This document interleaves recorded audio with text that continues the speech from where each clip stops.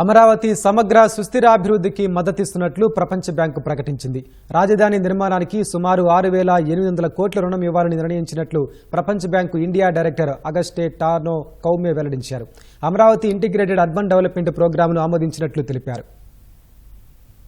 అమరావతి అభివృద్ధికి ప్రపంచ bank ADB మద్దతిస్తున్నట్లు world bank అధికారిక ప్రకటన విడుదల చేసింది. అమరావతి ఇంటిగ్రేటెడ్ అర్బన్ డెవలప్మెంట్ ప్రోగ్రాంను ఆమోదించినట్లు పేర్కొంది. భారతదేశంలో పట్టణ జనాభా 2050 నాటికి 95 కోట్లకు చేరుతుందని అంచనా వేసింది. పట్టణీకరణకు అమరావతి అద్భుత నమూనాగా పేర్కొంది. అమరావతికి ప్రపంచ నైపుణ్యం తీసుకొస్తున్నామని ప్రకటనలో ప్రపంచ బ్యాంకు పేర్కొంది. ప్రస్తుతం అమరావతిలో సుమారు 1,00,000 మంది నివసిస్తున్నారన్న వరల్డ్ బ్యాంకు వచ్చే దశాబ్దంలోపు నగరంలో జనాభా అనేక రెట్లు పెరుగుతుందని అంచనా వేసింది. 2050 నాటికి 35 లక్షల మందికి వసతి కల్పించే లక్ష్యంతో 217 చదరపు కిలోమీటర్ల విస్తీర్ణంలో ప్రభుత్వం మాస్టర్ ప్రణాళిక సిద్ధం చేసిందని పేర్కొంది.